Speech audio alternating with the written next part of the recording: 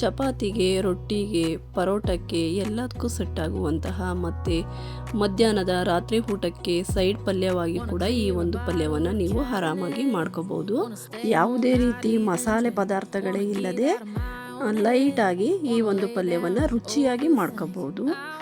ಶಾರಿಕಾ ಶ್ರುತಿ ರೆಸಿಪೀಸ್ಗೆ ಸ್ವಾಗತ. ಇನ್ನೂ ಯಾರು ನಮ್ಮ ಚಾನಲ್ಗೆ ಸಬ್ಸ್ಕ್ರೈಬ್ ಆಗಿಲ್ಲ ಅವರು ಈಗಲೇ ಸಬ್ಸ್ಕ್ರೈಬ್ ಆಗಿ ಮುಂದಿನ ನೋಟಿಫಿಕೇಷನ್ಗಾಗಿ ಬೆಲ್ಲೈಕನನ್ನು ಪ್ರೆಸ್ ಮಾಡಿ. ವಿಡಿಯೋ ಇಷ್ಟ ಆದರೆ ಲೈಕ್ ಮಾಡೋದನ್ನು ಮರಿಬೇಡಿ. ಈಗ ಬನ್ನಿ ಮಾಡೋದು ಹೇಗೆ ನೋಡೋಣ.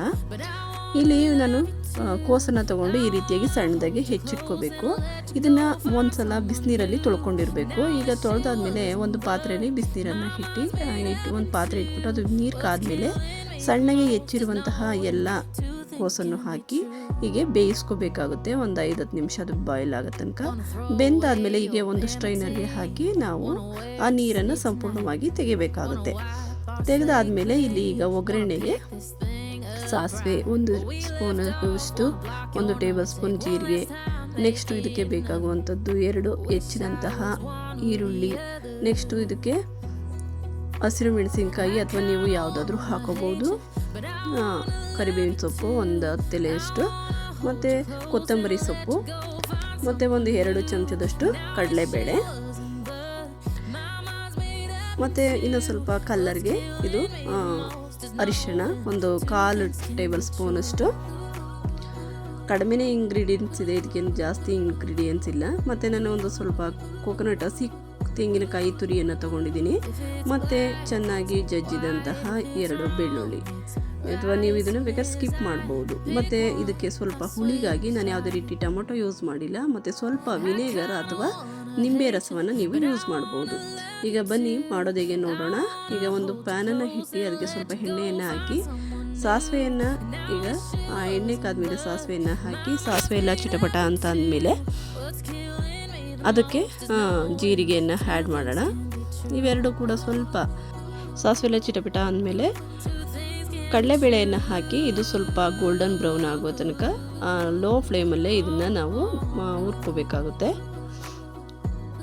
ಈಗ ನೋಡಿ ಬ್ರೌನ್ ಕಲರ್ ಆಗಿ ಬದಲಾಗಿದ ಮೇಲೆ ಇದಕ್ಕೆ ನಾವು ಹೆಚ್ಚಿದಂತಹ ಮೆಣಸಿನಕಾಯಿ ಹಾಕಿ ಸ್ವಲ್ಪ ಇದನ್ನು ನಾವು ಎಣ್ಣೆಯಲ್ಲಿ ಬಾಡಿಸ್ಬೇಕಾಗುತ್ತೆ. ಅದಾದಮೇಲೆ ಹೆಚ್ಚಿದಂತಹ ಈರುಳ್ಳಿ, ನಾನಿಲ್ಲಿ ದಪ್ಪ 2 ಈರುಳ್ಳಿಯನ್ನು ಯೂಸ್ ಮಾಡಿದ್ದೀನಿ, ನೀವು ನಿಮ್ಮ ಕ್ವಾಂಟಿಟಿಗೆ ತಕ್ಕನಾಗಿ ಯೂಸ್ ಮಾಡಿ. ಮತ್ತು ನಾನಿಲ್ಲಿ ಕರಿಬೇವು ಸೊಪ್ಪನ್ನು ಹಾಕ್ತಾ ಇದ್ದೀನಿ.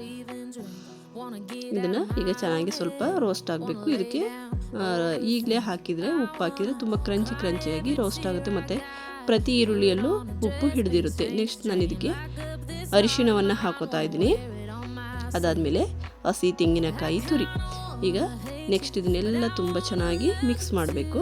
ಮಿಕ್ಸ್ ಮಾಡಿ ಆದಮೇಲೆ ಈಗ ನಾವು ಬೇಯಿಸಿಟ್ಕೊಂಡಿದ್ವಲ್ಲ ಮೊದಲೇ ಆ ಕೋಸನ್ನು ಇದರಲ್ಲಿ ಹಾಕಿ ಒಳ್ಳೆ ಮಿಕ್ಸನ್ನು ಕೊಡಬೇಕು. ಎಲ್ಲ ನೀಟಾಗಿ ಸೆಟ್ ಆಗುವಂತೆ ಇದನ್ನು ಚೆನ್ನಾಗಿ ಈ ರೀತಿಯಾಗಿ ಸೆಟ್ ಮಾಡಬೇಕಾಗುತ್ತೆ. ಈಗ ಸಣ್ಣಗೆ ಹೆಚ್ಚಿದಂತಹ ಕೊತ್ತಂಬರಿ ಸೊಪ್ಪನ್ನು ಹಾಕಿದರೆ ನಮ್ಮ ಕೋಸಿನ ಪಲ್ಯ ರೆಡಿಯಾಗುತ್ತೆ. ಈಗ ಇದನ್ನು ನೀವು ಯಾವುದೇ ಊಟದ ಜೊತೆ, ಅನ್ನದ ಜೊತೆ, ಅಥವಾ ಮೀಲ್ಸ್ದ ಜೊತೆ, ಚಪಾತಿಯ ಜೊತೆ, ರೊಟ್ಟಿಯ ಜೊತೆ, ಯಾವ ಜೊತೆನಾದ್ರೂ ಕೂಡ ಸರ್ವ್ ಮಾಡ್ಬೋದು. ನಾನಿಲ್ಲಿ ಸ್ವಲ್ಪ ವಿನೆಗರನ್ನು ಹಾಕೋತಿದ್ದೀನಿ. ನೀವು ಸ್ವಲ್ಪ ಬೇಕಿದ್ರೆ ನಿಮ್ಮ ಲೆಮನ್ ಜ್ಯೂಸನ್ನು ಕೂಡ ಹಾಕೋಬೋದು. ಈಗ ಪಲ್ಯ ಸೂಪರಾಗಿ ರೆಡಿಯಾಗಿದೆ. ಯಾವುದೇ ರೀತಿ ಮಸಾಲೆ ಪದಾರ್ಥಗಳು ರುಬ್ಬೋದು ಏನೂ ಇಲ್ಲ ಇದರಲ್ಲಿ. ಜಸ್ಟ್ ಕೆಲವು ಇಂಗ್ರೀಡಿಯೆಂಟ್ಸನ್ನು ಹಾಕಿ ಮಾಡೋವಂಥದ್ದು. ಮತ್ತು ರುಚಿನೂ ಕೂಡ ಟೇಸ್ಟ್ ಅಂತೂ ಅದ್ಭುತವಾಗಿರುತ್ತೆ. ತೆಂಗಿನಕಾಯಿ ಈರುಳ್ಳಿ ಜೊತೆ ಎಲ್ಲ ತುಂಬ ಚೆನ್ನಾಗಿ ಹೊಂದ್ಕೊಂಡು ಒಳ್ಳೆ ರೆಸಿಪಿಯಾಗಿರುತ್ತೆ. ನೀವು ಒಂದ್ಸಲ ಟ್ರೈ ಮಾಡಿ ನೋಡಿ, ನಿಮಗೆ ಖಂಡಿತ ಇಷ್ಟ ಆಗುತ್ತೆ. ನಿಮಗೆ ಇಷ್ಟ ಆದರೆ ನಿಮ್ಮ ಅನಿಸಿಕೆಯನ್ನು ನನಗೆ ಕಾಮೆಂಟ್ ಮೂಲಕ ತಿಳಿಸಿ. Thank you for watching. ನೋಡಿ, ನಾನು ಇದನ್ನು ರಾಗಿ ರೊಟ್ಟೆ ಜೊತೆ ಮಾಡಿದ್ದೆ. ತುಂಬ ಅಂದರೆ ತುಂಬಾ ಚೆನ್ನಾಗಿ ಬಂದಿತ್ತು. ನೀವು ಒಂದ್ಸಲ ನಿಮ್ಮ ಮನೇಲಿ ಟ್ರೈ ಮಾಡಿ ನೋಡಿ, ನಿಮಗೆ ಖಂಡಿತ ಇಷ್ಟ ಆಗುತ್ತೆ. ಶಾರಿಕಾ ಶ್ರುತಿ ಚಾನಲನ್ನು ಸಬ್ಸ್ಕ್ರೈಬ್ ಮಾಡ್ಕೊಳ್ಳೋದನ್ನು ಮರಿಬೇಡಿ. Thank you for watching. Bye.